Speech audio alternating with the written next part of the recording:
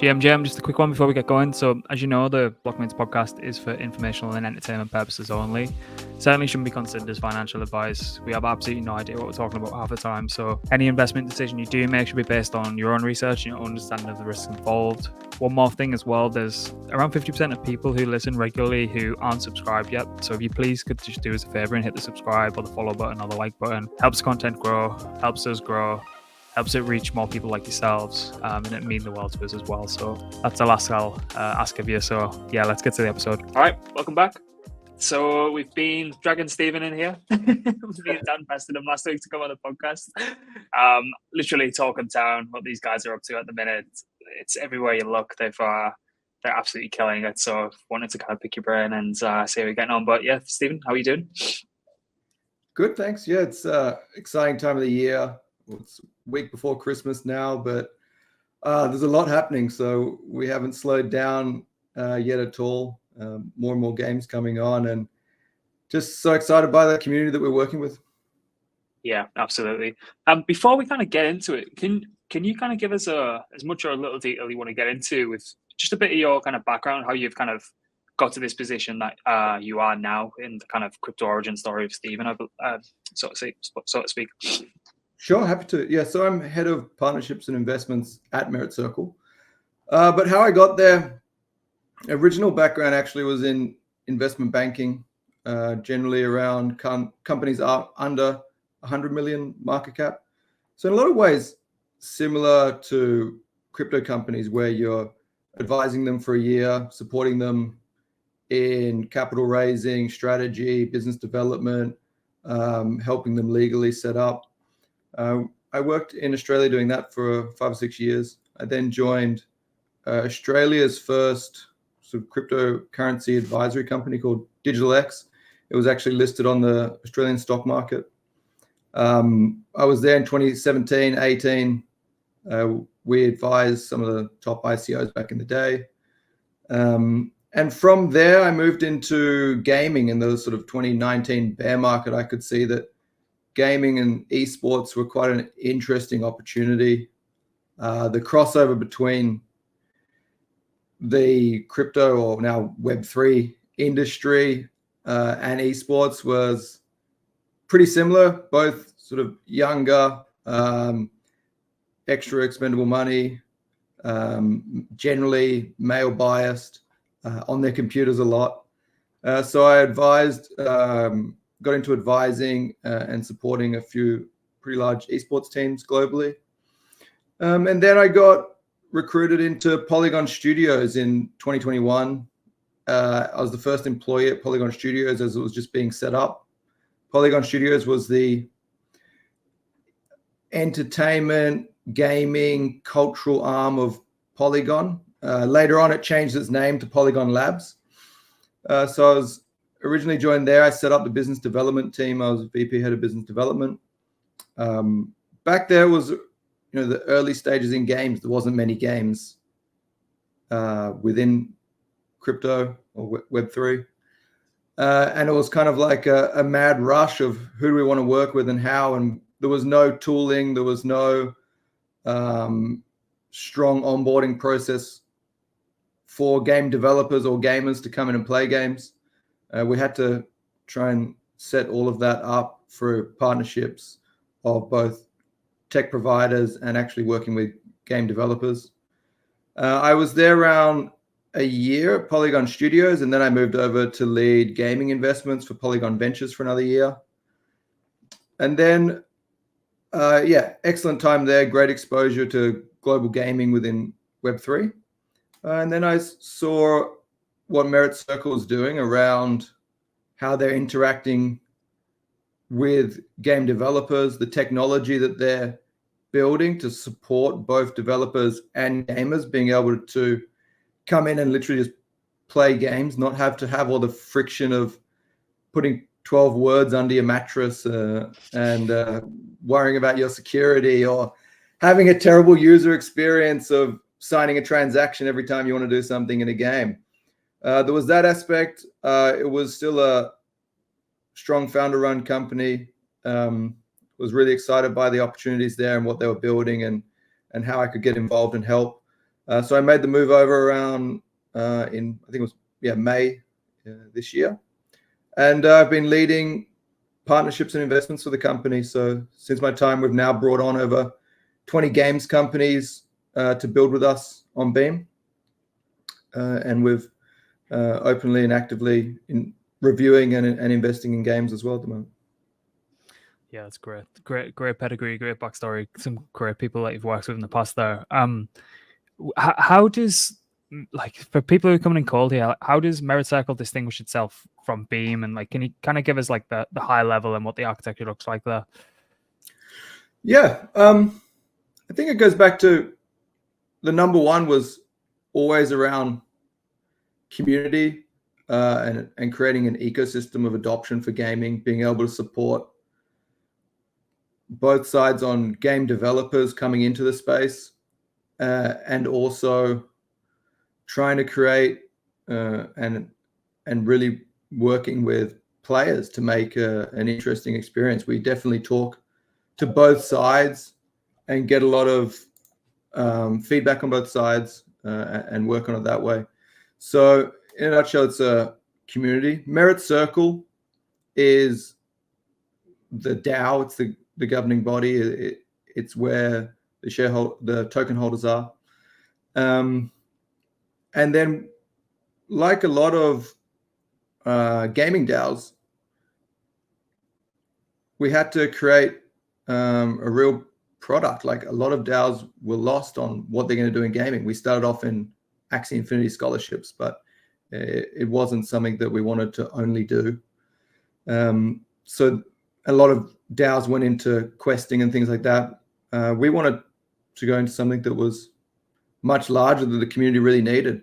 And from investing into over 40 games, working very closely with game developers, doing a number of JVs, we saw what was needed. There was still this real requirement of being able to provide an SDK to a developer to just be able to start easily into the Web3 space. So that's one part. Is we call it Beam, and it's growing. It was initially an Avalanche subnet. We're really happy with the Avalanche team. We initially chose to do the Avalanche subnet.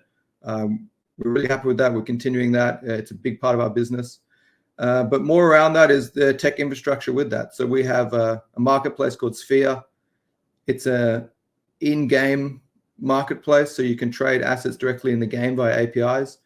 And then through the SDK, we offer account abstraction and account creation. So we call it smart contract accounts or smart contract wallets. And it provides a seamless onboarding experience for a player. They no longer need to create a wallet, look after their security, have gas in their account. All of this is now back-end between the blockchain and the developer. And now we just recently announced also a partnership with Immutable. We're going to be deploying initially our Sphere marketplace on there and then rolling out other parts of our tech as we go. We're really excited about that as well because we want to be where the developers are and the gamers are. We don't think having one of our own subnet chain is the only place. It's still an excellent place to build, and we're really committed to that. But also, if developers want to build on Immutable zkVM and use their passport and use others, it's also a great place to build, and we're really excited by working with them. We want to support developers there, and we want to support gamers there as well. So, and that just makes it much easier in the market between Avalanche, our subnet, Polygon, Immutable. We're probably around over 80% of, or potential of 80% of all the games building in Web3. So very excited about that opportunity too. And yeah, just really wanting to be where developers are and where gamers are and supporting them through that process. Yeah, absolutely. I mean, you're covering, as you say, the lion's share of all bases there across those kind of three ecosystems, I think. And no, it's really good to see, because I think I always ask this question to people who are building in this space, but where do you think maybe we didn't actually go wrong in the first iterations of what we've seen from the game in that game? So, like, GameFi and like Web3 Yeah. gaming. Like, where in your opinion, where was like, were we just restricted by not having the tooling, and like where do you think we went wrong in the first iterations? Yeah, I mean, everyone's talked about gaming is going to be onboarding the masses, but initially developers had to create and work with what they had. So that's why it started off with sort of DeFi gaming, where you had to be Web3 native, you had to use your MetaMask wallet and those type of things. And then a lot of developers that we spoke to, and we even recommended that they should do like a Web 2.5 approach, because on tooling, they realized that there's no way they're going to bring in 1 billion gamers if you have to have all these friction points of security, signing transactions, having gas, those areas. So what most developers did is they made a Web 2 game, and then you could choose later on if any of those gaming assets you wanted to mint. And what happened is the conversion of Web 2 to Web 3 was very low. No one really bothered to try the Web 3 side because it was still high friction points. I only think it's recently when account abstraction came out, and for instance, the tech we're building using in-game marketplaces, where now for the first time, developers can actually create a real gaming experience where gaming is just gaming again. Like for our tech, you can come in, download any game, start playing it, not even realize it's a Web3 game. Yet all the assets can be on chain, run on the back end. So, if you pick up an item in game, the developer can mint it into that account without you having to sign anything. If you go to an in-game marketplace or auction house, you can buy and sell an item that looks like a game, but the back end is really an API call of player 001 trades with player 002, and the items change accounts. So it's only really until that UX is just what a game is expecting that we can really have onboarding and have true ownership into assets and work with the developer on those areas. That's for me what changes the opportunity, that we can now even work with a publisher. Like there was no publisher that's going to spend real user acquisition money in a game where step one is like download a MetaMask wallet, because the cost of acquisition of a player is just going to be impossible at that rate. And I've actually spoken to teams that have done that they've spent hundreds of thousands on trying to train their players, educate their players on what MetaMask is and how to use it. But the cost of that, no publisher's ever going to look at that. But when you can offer an experience that you can just come in and play, that's when publishers would be interested. Yeah, it's just MetaMask in it, particularly in its current form, and I think it'll probably just, I don't know how they've fumbled the bag so hard, but they definitely are. But it's just not set up for that kind of use case, and I don't think that it kind of ever will be. And like the difference is, like, the first iteration, in my opinion, was like yield farming with a nice UI, a couple of extra steps and a nice UI. But this time around, from what I'm seeing, like the games that you guys are churning out and like the shrapnel off the grid, there's loads more coming. But it feels to me it's finally game first, and as you said, everything else is on the back end. It's completely abstracted away, and that's how it should be. Maybe it was just kind of that's how we think. Early. Yeah. There's some communities that still think that Web3 should be Web3 and should have a bad experience, and you should learn how to sign your transaction, call it true ownership with your secret phrase kept under your mattress or whatever you want to do with it. And some people believe that's what true Web3 is. Like I've actually been accused before of not being true Web3 because I've told developers that if it's truly abstracted away, you can have all your assets on chain, usable, trading with one another, and the player doesn't even know that it's a NFT. If you want to have it that way and not even tell them for a year, then you could almost do like a surprise moment, like, hey, you've all got NFTs in your account you never even knew they were there, existed. I've been accused that that's cheating. It's like, why does Web3 only mean you have to have a bad experience to be true native? Like, it's just crazy. Yeah, people just resist change even if it is for the better. You're seeing that across the full industry at the minute. But like what level of interaction will actually be happening? So like I assume that some people might think that, all right, yeah, you have ownership of your assets, in-game assets, but does the game, like how often will the game actually interact with what's going on in the back end? Like is it Sure. like, is there sessions where the wallet's connected, and like how does that whole dynamic work? Because like a smooth burn like me that doesn't know how games are kind of designed and developed. Like what level of interaction is it actually having on chain? Yeah, it's still completely up to the developer how much they want it to be on chain. You can have tokens on chain if you want. You can use NFTs within the game, or you can just use very small parts like skins only. It's completely still up to the developer. But how our tech works is it allows them to have very little or a lot on chain, because how it happens is every time you get a new player into your game, you're capturing a piece of ID, whether it's their email address, their Steam login, their Discord login, whatever you want to capture. You provide that to us via API, and we automatically create a smart contract account for every new user. And then as those accounts are being created, the developer can sign on their behalf. So if they want to trade items with other players, they can, but they don't need, you don't have to have like a random pop-up come up in the game of some other branding or some other's company logo saying, hi, we're your wallet holder, click sign, and we'll trade the asset. Like we've removed all of that. So it's completely up to the developer if they want to use a lot on chain, if they want to do very minimum on chain. We're happy to talk to each game. Every game has what could work and what couldn't work. So it's definitely an individual piece.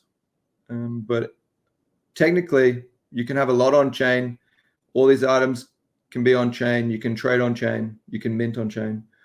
But the player doesn't actually have to deal with that friction. We have then what's called a companion app. So in our mind, bring them on with zero friction. Create all these wallets for them. Start creating value in these wallets. And then once they realize, hold on a minute, I've been playing this game a year, my account's worth $1,000, $5,000. That's when they're interested in, how do I get access to that $5,000? That sounds great. That's when they can download the Beam companion app. They can get access to their assets. They can switch them for other gaming assets. They can withdraw them. They can send them to an exchange. They can do whatever they like. It's their assets. But that's how we think friction can be okay later, once they've got a massive carrot in front of them that they just download the companion app, they get access to their value. Yeah, I downloaded it yesterday when I was doing a bit of digging, and just feels like what an app should feel like. And it's kind of strange because we're so used to being, and we're hobbyists and tinkerers and kind of just put up with like the bad UI UX all the time. But like downloading something like that, it's just like signed in with my Apple ID, need to connect to some games and kind of get going. But it's just like kind of feels like we've just turned the corner and everything's like going in the right direction now. And I hope kind of gaming can show DeFi the way to go, because I think people over there are just, as you say, expecting to put up with a bad user experience. But yeah, downloading the companion app earlier was great experience. Awesome. Yeah, and I think that will just be more and more apparent as great games start coming out with a good experience. Then that's where we can start to onboard more users, get larger publishers interested in Web3 as they can see that they can open up new streams of revenue for games and not have a bad experience. That's what we're excited about. Yeah. So what can you take us through some of the games that are already in action that I've seen Yeah. a couple come out of the gates really, really strong, but kind of you can just kind of delve into them and we can kind of just pick them apart. Sure. So we've got, as I said, there's over 20 games committed on the Beam Submit at the moment. Every one of these teams, they get dedicated support from us. So we're wanting to work closely with games. We think that we're better off, instead of going for, like most chains, me included when I was head of BD for Polygon for gaming, we're like, let's go for 1,000 games, let's go for 5,000 games. But then very hard to have any amount of support or interaction with them when you have so many games or when you're aiming for that. So we're more interested in, let's find the right games, let's work really closely with them, let's have weekly meetings with every game. They get a partner success manager, they get weekly and then monthly meetings with our marketing team where we can support them through marketing growth for a year or more. We do user giveaways, we do tournaments, we do play testing, user feedback. We try and be very involved with the games. Now, all the games are at different build processes because the majority of them are not our games. We're working with developers, so we can't push them to a deadline of when they need to launch. It's once their game's ready, once they've finished the integration, when they're happy with it. So we can't push them to launch on a specific deadline. Obviously, we work towards times on both sides, but it's ultimately up to them when they want to launch their game. So we're expecting to have 1 or 2 launched this year in the next week or two. We've got 4 or 5 teed up for early next year. But at the moment, there's games that you can play in their sort of alpha or beta stage of the actual games, but nothing that has the full. Most of these games are like Web2 games at the moment as they continue polishing their game, and then they're going to implement or start the Web3 process this year and early next year. Mm-hmm. And do you guys have a preference whether you want to be, I don't know, desktop or computer based, or are you guys looking into mobile first as well? Like, how do you think that dynamic plays out? There's pros and cons on both. I think no one's proven the correct strategy in Web3 gaming yet. What we're more interested in is the quality of the game, and then how well they can use Web3 in that game, what the usability is like, if we think it makes a lot of sense. We do pretty vigorous play testing on all the games as well. So we have internal play test scores, and we think that part's really important. But we're working with mobile games, PC games, very casual style games, as well as mid-core and MMO AAA style as well. So we're still open to trying all areas because nothing's really proven this is a game in Web3 that gets 100 million downloads or anything like that. We want to be open there. We think there's opportunity everywhere in those areas. You just have to use Web3 in a really strong way. For instance, we've seen it could be something like trading skins, for instance, if the skins are very interested in the game. We still think there's great opportunity in MMOs, Diablo, World of Warcraft, these type of things, where these whole games are built around items, economy, farming gold. Those areas lend themselves really well to Web3. So there's opportunity in a lot of areas. We just want to work with great teams and good visions on how they want to implement it in the game.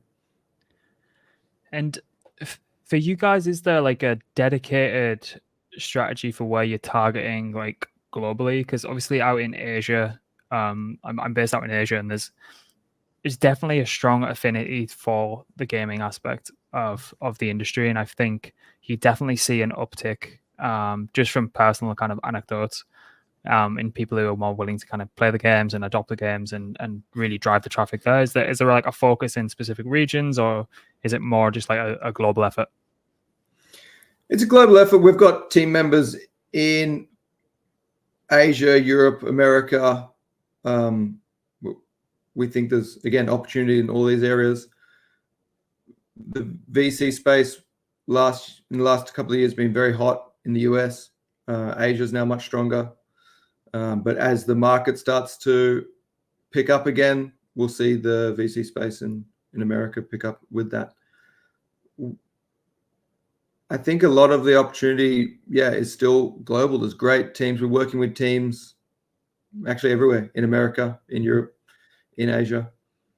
So I don't think we have to pinpoint it to one location. A lot of the teams, when they're developing their game, they have a target market in mind of what they're building their game for. But for us on the technology layer as well as ecosystem, we're trying to build that pretty globally. Mm-hmm.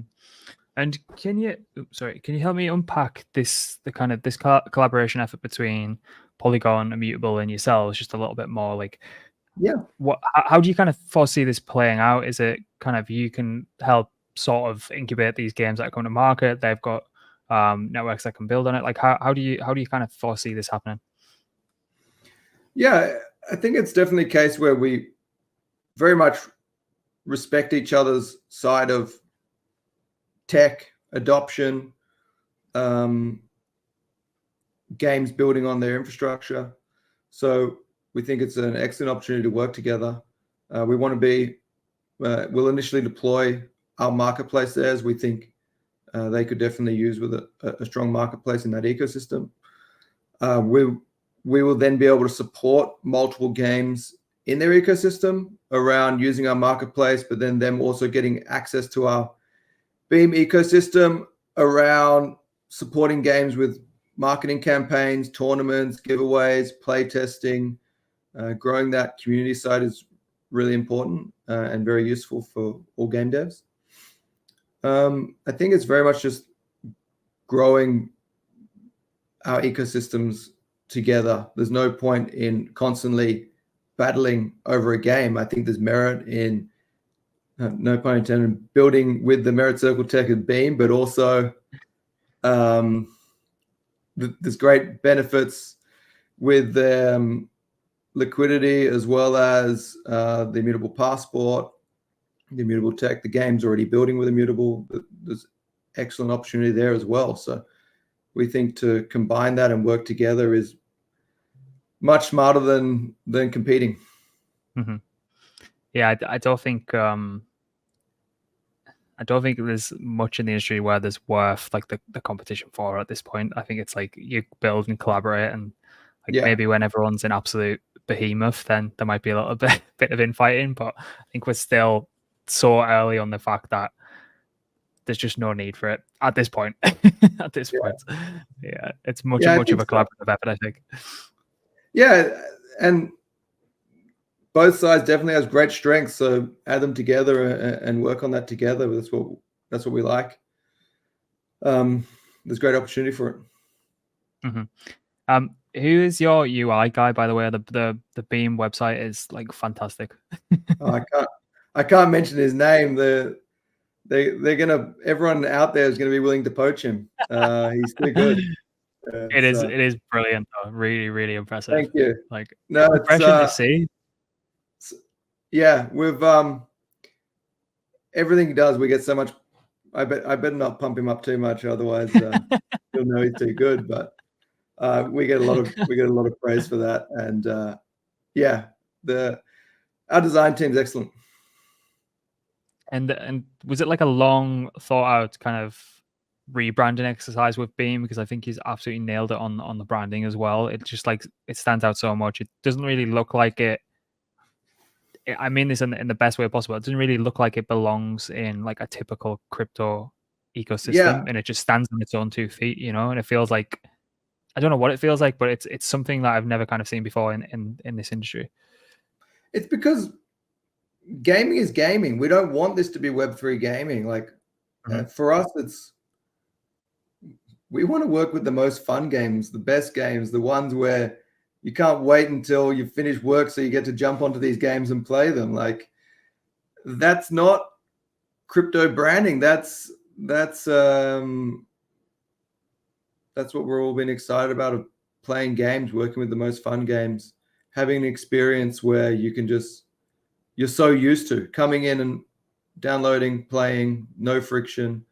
That's what we're trying to showcase as, let's just go back to gaming rather than anything else. I think we've shown that. Also, we wanted to really differentiate that Merit Circle has a real strategy, a focus, a product. People want it, people are using it, and that's at the moment that's Beam. That's our Beam ecosystem. It's our tech. It's our community. It's our infrastructure. We even changed the token name to Beam recently to show the real utility and that value. So it's been a very big all-round effort to put that together. Yeah, how did the migration work? Was there a migration from previous token to Beam? Yeah, we had the Merit Circle token, and it's still, so that token you could we did a switch to the Beam token, and we also did a 1 to 100 switch. So $1 Merit Circle is a 1 cent Beam. We did the switch, to show that Beam is our future, that we're all aiming towards that Beam is where the utility of the token lies between through both our subnet and using different pieces of tech infrastructure like the marketplace. That all goes back to the Beam token. So yeah, pretty excited by that and the new future of Beam and what we can do there. Yeah, I was when I was doing the bit of the research on last week and a little bit more this week, I was kind of blown away by how much you guys had built, like particularly with the app, Sphere, the hub, Beam Swap, Beam Bridge. I think like it's one of those things where you hear about something because everyone's talking about it and everyone's really excited about it, and then you go and look and you're like, oh shit, that's why everyone's talking about it. That was one of those kind of experiences. Actually, like Sphere was built, it's obviously had new iterations and improvements, but it was initially built it was like a year ago or more, but we didn't properly launch it because back then there was no point just launching another marketplace. There's already 20 of them out there. Like, how is this one really going to be different to others and so on? So I think it's much more relevant now that we can use the marketplace as an in-game API marketplace. That's something that's very different out there. So and that has shared liquidity. So if you go to the website of the Sphere marketplace, you can buy assets on the website, but those websites are also visible for the in-game API marketplace. So that was one piece. And then launching that with the Beam SDK, with the account abstraction piece, together makes a lot of sense. It means that you're giving, again, developers everything they need. They need those account features. They need a marketplace for the game.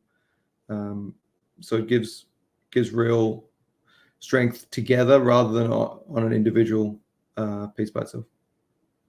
And it is all assets paid for and sold in Beam across the product?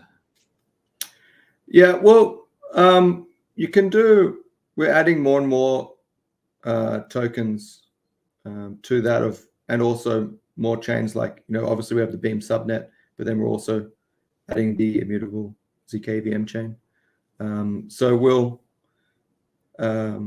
change over time, as well as we'll integrate the immutable order book. So that's where you get further liquidity as well.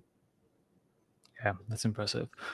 What was it's been up until a couple of months back, it was quite a brutal crypto winter. What was getting everything shipped out, and like how do you kind of not distract yourself from what's going on in the wider market? Was it a bit brutal, or? I mean, I don't want to sound so cliche. They talk about bear markets for building, but if you look, it's kind of what we've done. We built all this amazing tech when no one really cared about crypto anymore. They thought it was dead.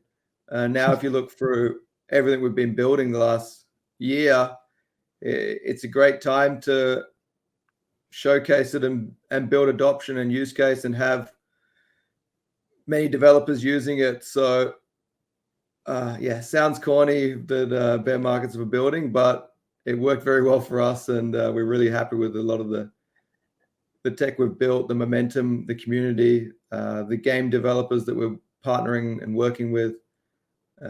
For us, it's actually been great. The noise was low, and we could spend more time working with different teams. We didn't have to compete in such a overheated, frothy market. We could make better investment decisions. There was obviously companies where we can get valuations at much better prices and invest and partner with. So we took full advantage of that.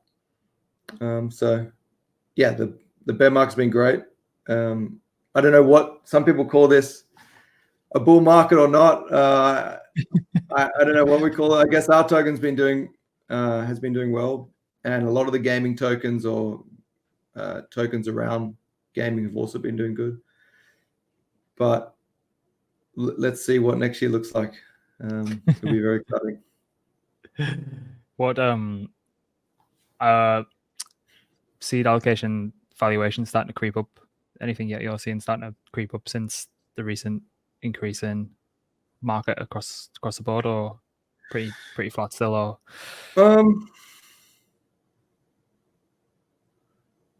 we've definitely seen them come down a lot. Like it's funny, like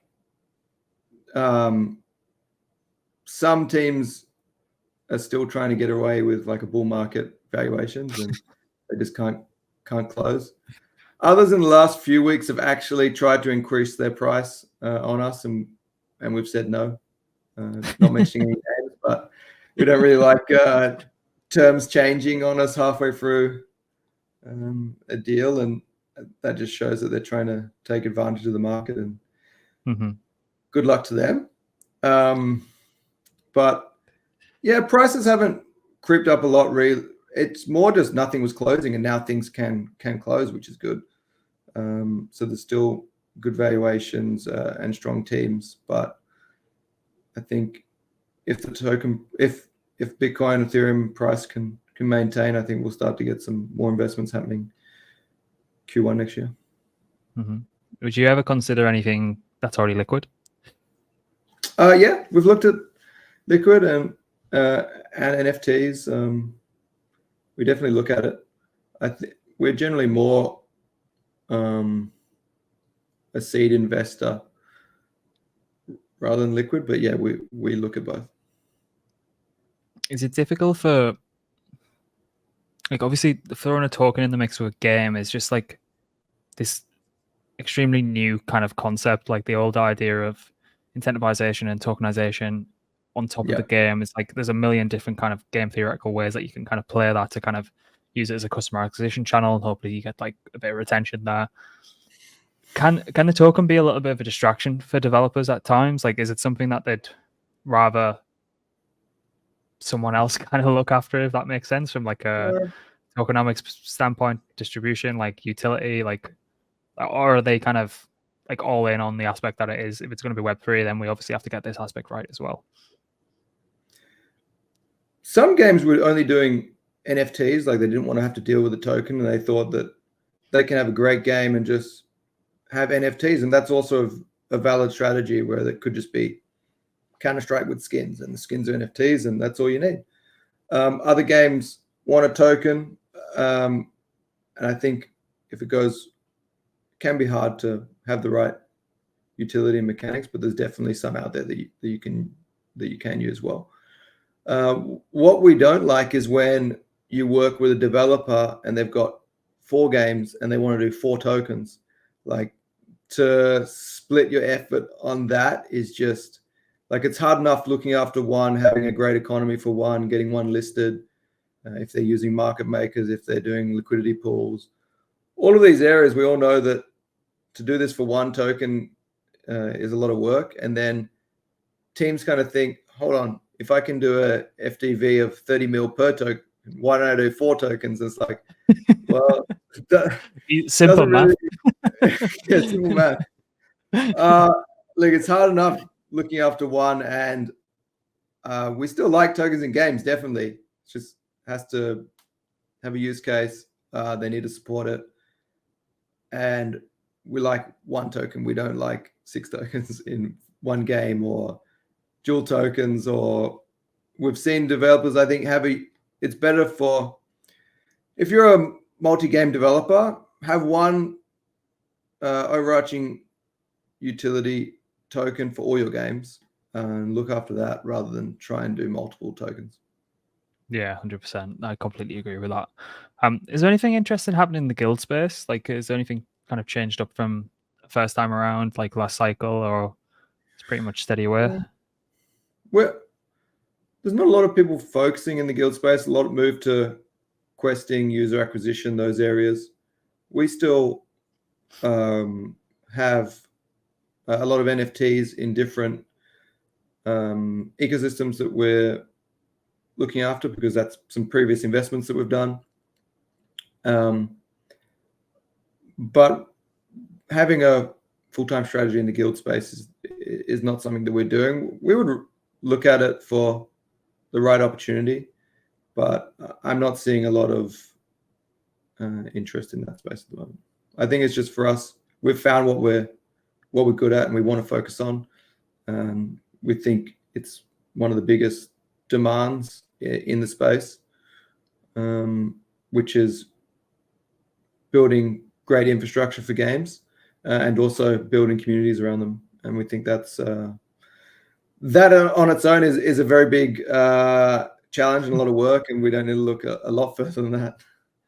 I was gonna say, like, how do you guys manage it all? Yeah. There must be so many moving parts. It's like having one single team is like difficult enough, and then you're obviously helping out with a plethora of companies that are building in a very, very technical and hard space to build in. Like, yeah, what does that even look like, managing all that? Well, our founding team's still really committed. I'd say they're in the office, but no one has an office. They're at home office. So yeah, very committed founders, still working long hours, involved in all areas. We're still hiring. We've got a great team. We try and really work on company culture. The people that we work with, we're all gamers, so we love what we're doing. We've got ex-professional coaches. We've got challenger level players in the team. When we can find some extra time to play some games together as well, we do, but that's few and far, unless we're game testing. So that's always a fun part as well. Yeah, we really love it. It's not often that you get to work in this industry, in games, with fun people, global environment. I kind of laugh as well. It's like the only industry where you can put on your CV, like, I've played video games for 30 years. Like, that's actually useful to know, like, what gaming's been like, what you've liked, what you haven't liked. It's kind of funny that's a useful experience where thousands of hours that we thought have been lost are actually relevant. So that's great. Yeah, that would be my dream job. Growing up, like the amount of, I remember checking one of my Call of Duty 4 hours spent one time, and it was a very important year at school. shouldn't have spent a month of my life on Call of Duty 4, which is quite horrendous, really. You wouldn't be the only one, that's for sure. It's always been like that. Yeah. So what's next? Like, is there anything that you're personally excited about that's coming out from you guys, or that the team's like really excited about? To fill us in? This year was about showcasing our tech, our community, how hard we're willing to work for developers, getting those partnerships in place, and really working with them. Next year, we're excited about working with those partners and deploying great games. So I think we'll have in Q1 next year, there'll be 5 or 6 of these games deploying. And that's what we're excited about. We get to show the proof of our tech, our community really supporting our dedicated partners, playing these games finally, and showcasing that way. I think next year is kind of more exciting than this year. We built great tech this year. We got the partners, but next year is about showcasing, working with them, and playing the games. There we go. I think we might get a little mini, well, maybe not mini, but beam season happen Q1, Q2. Yeah. So if anyone's looking at this from a speculative perspective, keep some tabs. We're all about gaming. We don't talk about the price too much, but we do. I got a lot of degenerates that listen into this, so no, it's all great information, and there's such a huge crossover, like from this, like the more investment side and crypto side for the gaming as well. I know a lot of people are really looking at you guys closely. Everyone was asking, please, can you go and speak to them to bring them on? Just really impressive to kind of see, like particularly towards like Q3, Q4 of this year, that how you guys have kind of just captured a lot of imagination, and looking forward to Q1, Q2. We'll be definitely keeping tabs, and as I said previously, open invite. You want to come back on and take us through if there's any game and ecosystem games that are building, bring them on. We'll do a round table, show everyone off. But it's been great, and I really look forward to seeing what's happening in Q1, Q2. Thank you. Yeah, let's get a few games live Q1, and we'll bring them on and have a round table, and we can talk about that as the next stage. That sounds great. Yeah, I suppose it's a bittersweet irony of being able to see all these games, but being so busy that you can't play them. It's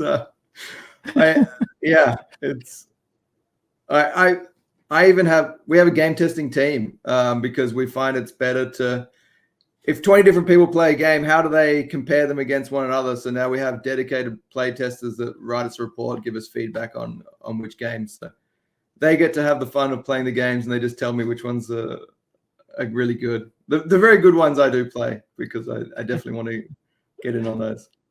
Are the reports always late? It's stuck playing the game.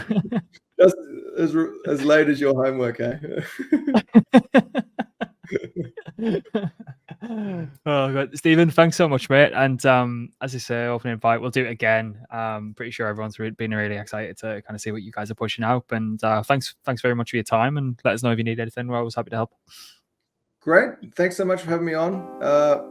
Merry Christmas to you and your listeners. It's been really fun, so I look forward to doing it again. Awesome. Right, take it easy, everyone. One more thing, please hit the subscribe button. I keep getting shouted at by Henry, our editor, for not saying this. Do me a favor so he doesn't slap me about, please. All right, take it easy. See ya.